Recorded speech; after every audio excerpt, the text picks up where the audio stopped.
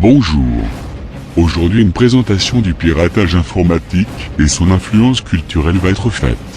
Le hacking, quand celui-ci s'apparente au piratage informatique, est une pratique visant à un échange discret d'informations illégales ou personnelles. Notre vidéo en 3 parties présentera l'influence sur notre société du piratage de biens culturels. Alors soyez attentifs.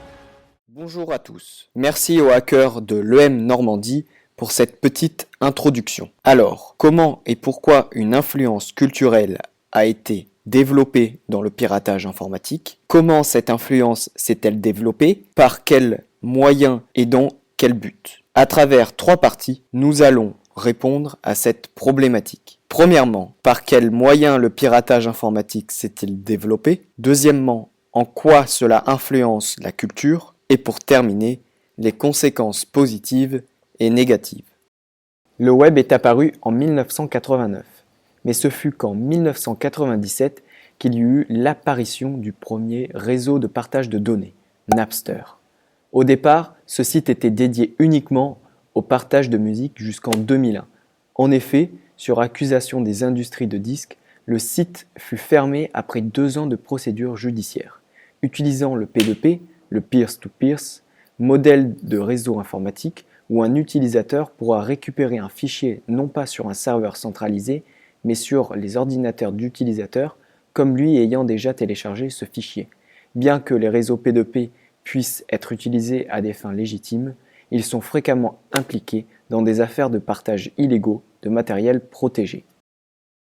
Après Napster, un autre site vit le jour en 2005, le plus connu selon nous car il s'agit de Megaupload. Mais contrairement au site précédemment cité, celui-ci ne fonctionne pas sous le concept du P2P. En effet, il propose un hébergement de fichiers sur un serveur central. Ce fichier étant ensuite disponible par le biais d'un lien, légal si ce dernier est partagé dans la sphère privée, mais illégal s'il est disponible pour le monde entier. Ce site proposait également un service de streaming illégal pour les films. Cependant, nous connaissons tous le destin tragique de ce site qui ferma ses portes en janvier 2012 suite à l'intervention du FBI. Kim.com, le fondateur de Megaupload, a cependant réouvert un site sous le nom de Mega, qui lui est légal. La reproduction gratuite et ultra rapide des images, des musiques, des textes et leur diffusion à l'infini met à mal le principe de rareté des œuvres et donc le modèle économique du contenu payant. Le numérique conduit donc à une refonte des modes de production de distribution des produits culturels. Les modes de financement doivent être entièrement repensés pour trouver de nouveaux business models viables, pouvant assurer le financement de la production en amont et la rémunération des auteurs comme de l'ensemble des acteurs de l'économie culturelle. Notons que la fragilité du financement de la production artistique et culturelle n'affecte pas toutes les catégories de produits de la même manière. Internet permet par exemple la rentabilité de certains marchés de niche en résolvant le problème d'un public trop dispersé géographiquement. Les œuvres collaboratives existaient déjà avant le numérique, mais la proximité nouvelle qui permet le travail et le dialogue simultané et la distance bouleverse la définition de l'œuvre et amène des problématiques nouvelles autour de la mise en œuvre des droits de propriété intellectuelle. Si le piratage est sous certains aspects nuisible pour l'industrie culturelle, il faut se garder de la vision réductrice d'un numérique qui serait venu détruire la culture. En effet, au contraire, le numérique est venu la renouveler. Le changement le plus flagrant, c'est la chute du physique. Si la vente physique de la musique connaît une chute de 30% en 2008 et 2013, les revenus liés au numérique ont eux progressé de 40% sur la même période pour venir compenser progressivement les pertes du secteur. Une étude de 2011 du CEPREMAP, Centre pour la recherche économique et ses applications, constate qu'en dépit de l'effondrement des ventes physiques, les ressources des artistes auraient progressé. Le revenu médian des musiciens en France passant de 15 000 € en 2000 à 22 500 € en 2008. Par ailleurs, l'étude du CEPREMAP souligne une conséquence surprenante du piratage, qui conduit le consommateur à chercher et à découvrir davantage de contenus culturels et à terme à dépenser plus pour l'acquisition de matériel de ces découvertes.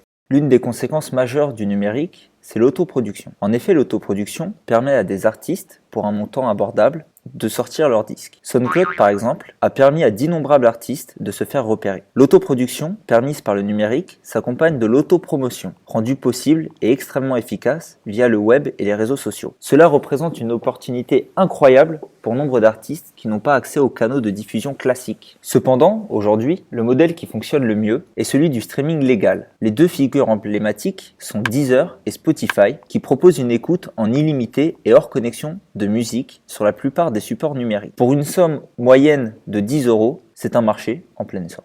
Cela existe aussi pour les films par le biais de plateformes comme Canal Play ou Netflix. Ces derniers proposent des séries en streaming légal dès le lendemain de leur sortie sur grand écran. Finalement, il faut garder à l'esprit qu'on est dans une phase de transition de modèle et on peut attendre une régulation naturelle de ce marché. Certaines lois freinent encore trop le développement de la SVOD, le service de vidéo à la demande. Un film ne peut être présent sur celle-ci que 36 mois après la diffusion au cinéma, dans le but de protéger les canaux traditionnels de diffusion plus rémunérateurs. En conclusion, le piratage informatique nous a totalement influencés dans le téléchargement en P2P ou par serveur centralisé. On a fait disparaître petit à petit les CD de musique ou les DVD. Mais année après année, un nouveau marché s'est formé. Un marché totalement légal, celui des plateformes à accès illimité, par exemple pour les films comme Netflix ou Spotify, et pour les musiques, Deezer ou bien sûr le tout nouveau iTunes Store,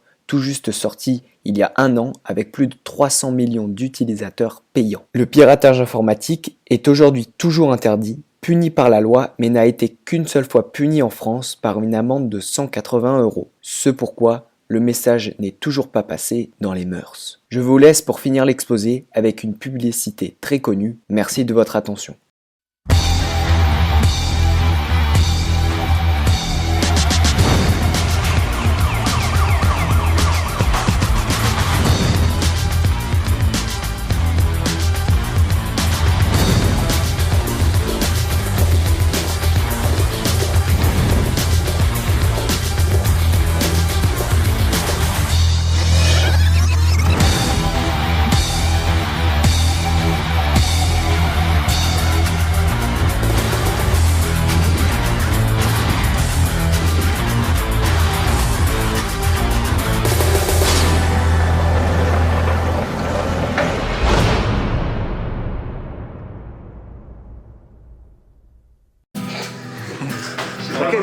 T'inquiète.